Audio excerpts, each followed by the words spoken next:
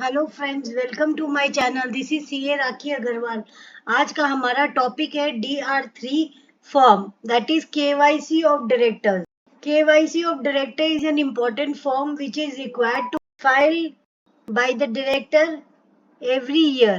This is a mandatory form to file to the ROC to inform that to update the KYC if any changes is there, or if there is no changes, then also it will be filed. Required to be filed every year. It is a mandatory compliances or as per the Companies Act. So introduction, when this form is introduced, director identification number is a unique identification number given to a person who want to be a director or an existing director of a company. DIN number is a unique identification number which is given to a person who is the director of a company or want to be a director of a company. So any existing director or any new director, everybody is having DIN. If they are incorporating a company, they must have so they had appointed a director, and director must have their DIN identification number. This is a unique number. In this digitized area, application in e-form DR3 was sufficient to obtain the DIN. In order to obtain DIN, DR3 is the KYC which is required to be filed to the ROC. This is a one-time process for any person who want to be director in one company or more than one company. It may be possible that any director become a director in more than one companies. Then they had to take a DIN number from the ROC, and they have to update every year by filing DR3 KYC, that if any changes is there then also, and if no changes is there then also it required to be filed. However, Ministry of Corporate Affairs, in order to update its registry, has mandate for all directors with a DIN. Those directors who are having a DIN, means every director is having a DIN. The MCA, in order to update its registry, has mandated these compliances for all directors with a DIN, and that they will require to submit their KYC details annually in e-form DR3 KYC. So they require to submit KYC details of a director in e-form by submitting an e-form, by giving their details in e-form DR3 KYC.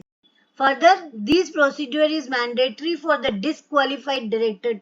If any director is disqualified, then also he has to update his KYC details to the MCA. It's a mandatory requirement. He has to file e-form DR3 KYC. Financial year 1920 onwards, it's mandatory for, because previously it is not mandatory, but after the financial year 1920, the MCA has mandate for every director who has been allotted a DIN on or before the end of the financial year and whose DIN is in approved status, will have to file a form DR3 KYC on or before 30th September of the immediately next financial year.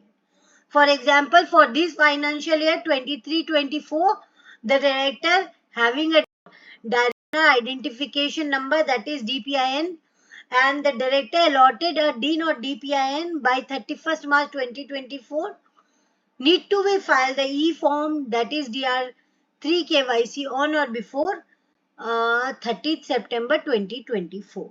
So for the financial year 2023-24, the DR3 is to be filed on or before 30th September 2020. If they are filing before the due date, there is no fees is required to be paid.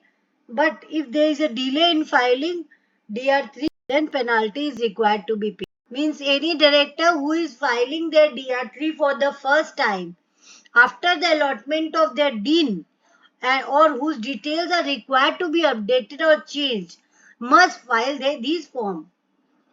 DR3 KYC, any director who is filing e-form, that is for the first time, they are filing the KYC for the first time after allotment of DIN number, and whose details are required to be updated or changed, must file DR3 KYC. DR3 KYC web. Any director who has already filed the form DR3 KYC or DR3 KYC web in the previous year can file this form where there is no change in his or her KYC details. In this e-form, the basic details of director will be pre-filled from the MCA data and thus cannot be changed. So any change, if there is any change in the details of the director or any change is required to be updated, they have to file DR3 KYC. But if there is no change and it was in the KYC of the details of the directors, KYC details of the directors, then they had to file DR3 KYC web. For in this form, what happened?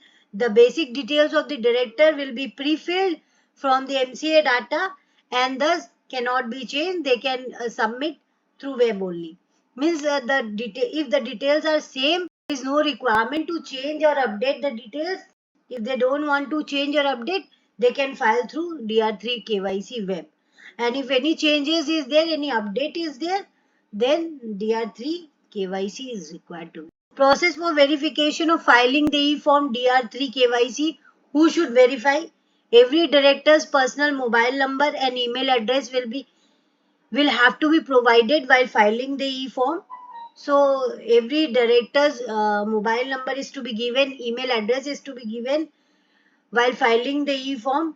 This number and email address will be verified by an OTP. That is, one-time password is given and verification is done through OTP. The director has to use his or her own digital signature and it should be signed through DSC. So director has to use his or her own digital signature while filing this form, and in this form the CA, the practicing CA or CS or cost accountant should certify that the director details are correct. So director has to ensure that complete and right information is provided on the e-form and it should be properly certified by the practicing chartered accountant or company secretary or.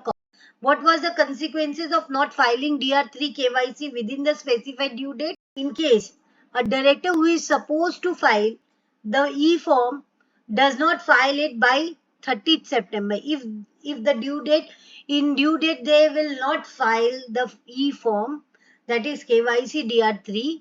If they will not file within 30th September, that is the due date on MCA portal, the department will mark the dean of such director as deactivated due to non-filing of DR3 KYC. If the director who wish to reactivate his or her dean in future by filing the missed out e-form DR3 KYC, he has to do so after paying a late fee of 5,000. So, if they had not filed within due date, that is the due date for these compliances is 30th September, and the MCA will deactivate the dean of the director. If the director want to reactivate his dean, then he has to file by paying a fees of 5,000. That is the late fee. These fees would be payable on or after 30th September of the year in which the e-form DR3 KYC web is to be filled. This form needs to be filed annually by the director. So DR3 KYC is a mandatory compliances. It should be filed annually every year by the director. Document required to be filed along with DR3 KYC. What are the documents? That is for filing your DR3 KYC form, the director needs the following documents: the permanent address proof such as voter ID, driving license, PAN card; present address proof such as utility bill not older than 2 months, rental agreements, Aadhaar card, passport, other optional documents, or along with that they had to keep ready the digital signature of the director for filing the form, and also the DSC membership number, certificate of practicing number from the practicing professionals such as CA, CS or cost accountant. So these documents are required while filing the DR3 KYC. Thanking you for watching my video. If you like, please share, subscribe my channel.